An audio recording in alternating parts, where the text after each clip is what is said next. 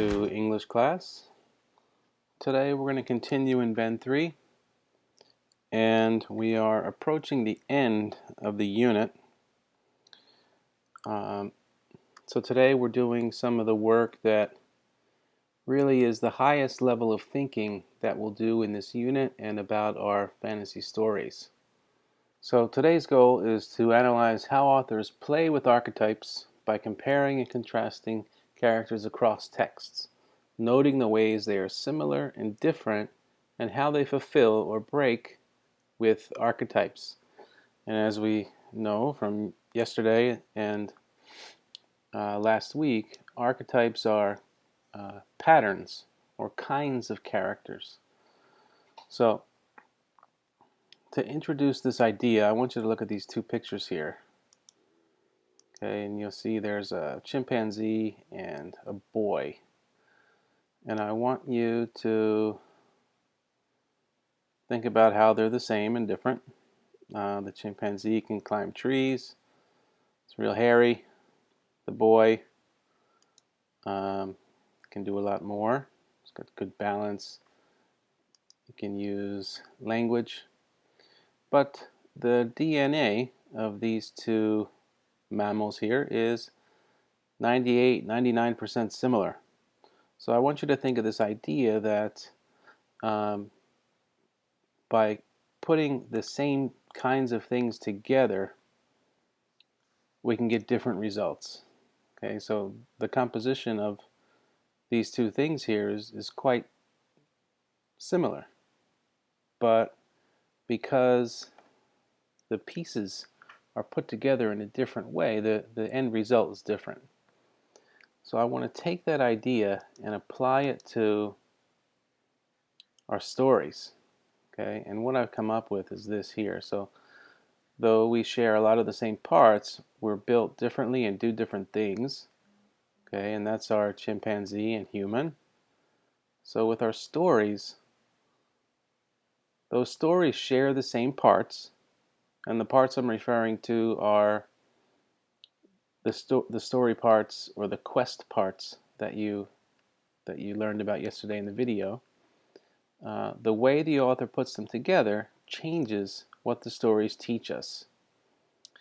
So what I want you to understand here is that although authors are building their stories in similar ways, some of the small changes they make along the way affect the outcome of the story or affect the theme or what we learn from it. So to do this kind of thinking, we're going to compare characters. Okay, and the two we're going to compare here are Harry Potter and Frodo Baggins. Okay, you can see I spent a lot of time on Harry and not so much on Frodo. But we're going to go through and we're going to compare them and see how the authors develop these characters in similar or different ways. Okay. We'll also think about the archetype of the hero. Okay. So we're going to find a lot of similarities with these two here. So they both have a mentor. Okay. Harry has Gandalf, Frodo has Dumbledore. They both face a villain in their stories. Harry faces Voldemort, and Harry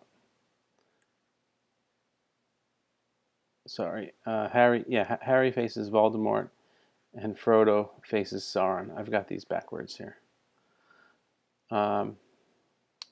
They both have strong support networks of friends. So Harry has Ron and Hermione, and then Frodo has Merry, Pippin, Sam. They both have a group that helps them fight evil. So Harry has the Fellowship of the Ring. Frodo has the Order of the Phoenix. There are weird creatures in both stories that interact with the hero. So Frodo has Gollum and Harry meets Dobby in his stories. There's a troll in both stories. Harry and his friends defeat the troll in the girls' bathroom, and Frodo and the Fellowship come across cave trolls in Moria. Both characters have a kind of a famous family. Harry's parents both fought Voldemort. Frodo's uncle is Bilbo Baggins, who is famous in the Shire. They cross the threshold. So for Harry, this was platform 9 3/4 when he enters the world of the world of magic, and then for Frodo, when he accepts the ring and he leaves the Shire, he's also crossing a threshold. And there are many more that we could add if we go through detail by detail. So we could say that both of these authors, kind of follow the hero archetype pretty closely, right? And they do that for a reason. So in these stories, we're getting to the idea of good versus evil, and how good can overcome evil, and the challenges, the sacrifices that the hero has to make in order to come out on top. Okay, so both authors follow a similar pattern. Okay, but if we think about our hero from yesterday, Princess Elizabeth from The Paper Bag Princess, okay, here the author does not follow the archetype. Okay, so normally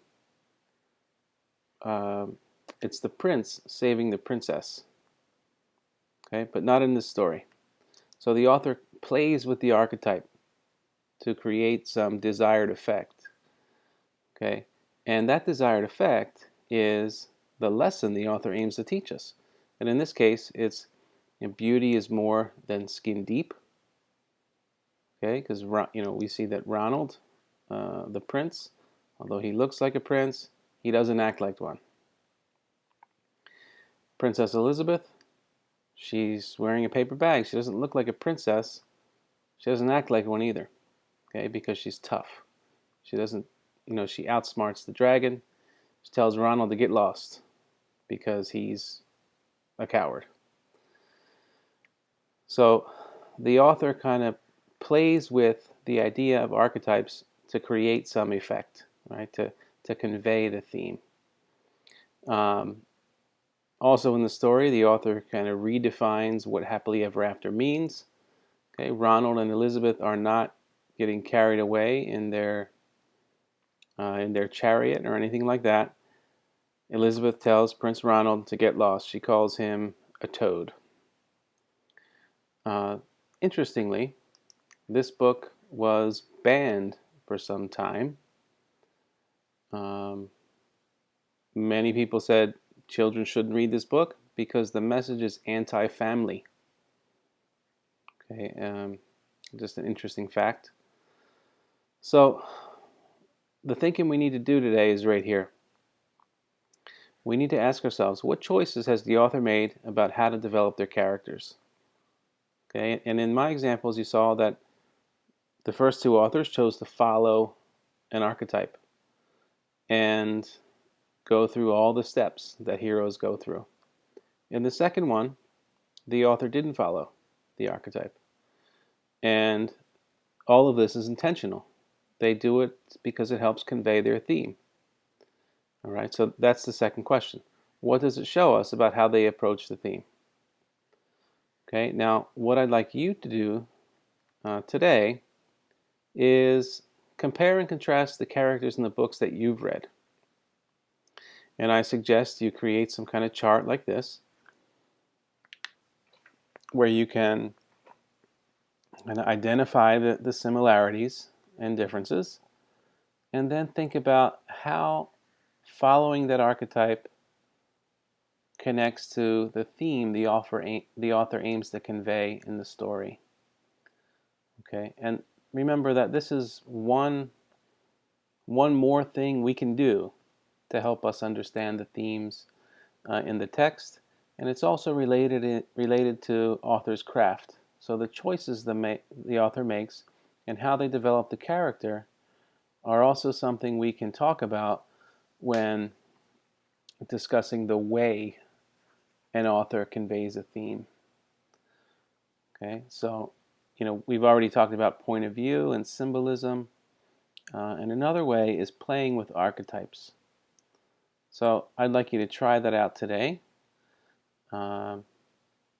Maybe these things will be obvious, maybe not. Every story is a little different, but this is one more tool we have to kind of uncover a story's true meaning. So good luck with your work today, and I'll see you in a conference.